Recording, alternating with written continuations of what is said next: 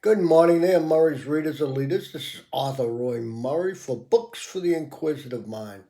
There's the book I have for you this week, Jane Austen's Pride and Prejudice. Now, I might have read this back in college, and if you're a romantic, you probably read it.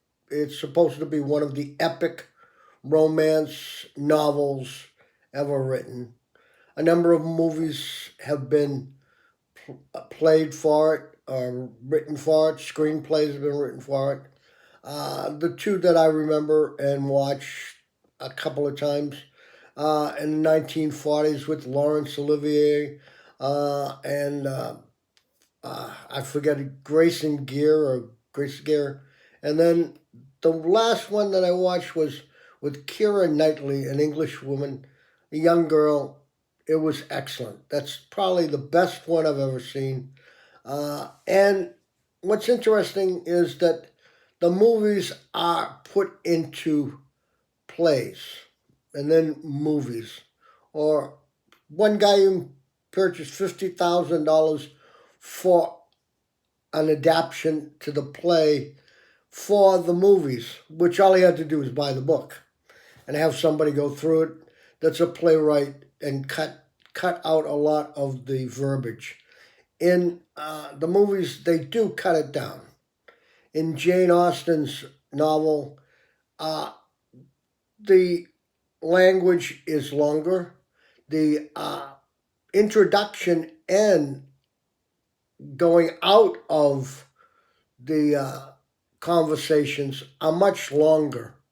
Well, it's a long book, and I really enjoyed reading it. I haven't read it. I don't think I might have read it in college, like I said earlier, but I don't. I don't remember.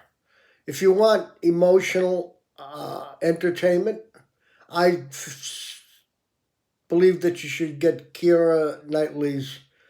She's in the latest version, 1980s or 1990s of Pride and Prejudice. Others that come to mind, Emma and Sense and Sensibility, are put in very good light on the screen, the big screen.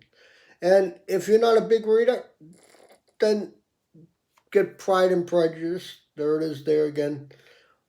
On CD, I've got it down in the introduction, in the description. If you want a good movie, get the you can rent them, matter of fact, on Amazon. But the book, if you're a reader, the book is excellent. It's one of the best reads I've ever had. Uh, it's comical. The mother comes in predominantly, the Mrs. Bennet. She's trying to get rid of her daughters. She's having a hard time.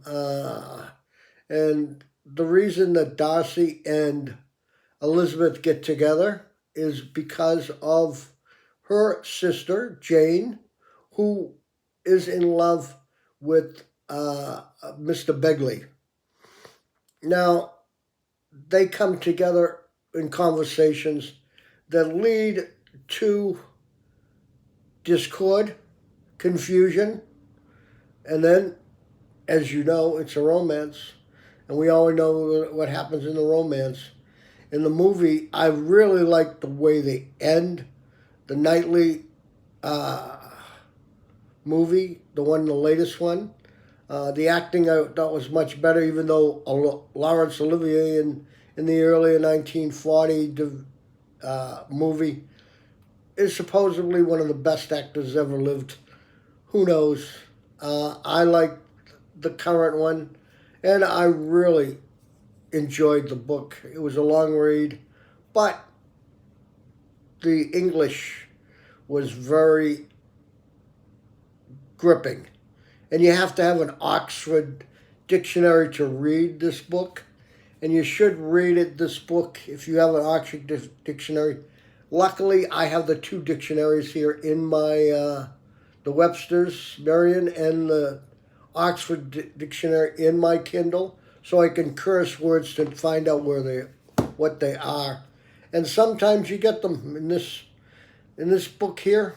Sometimes you get words that you don't know because they're the Old English, and it is the 18th century, uh, and it's predominantly good. If you're not an avid reader, or if you want to learn something, this is one of the books to read. I'll see you later, alligator. This is Arthur Roy Murray out. Bye.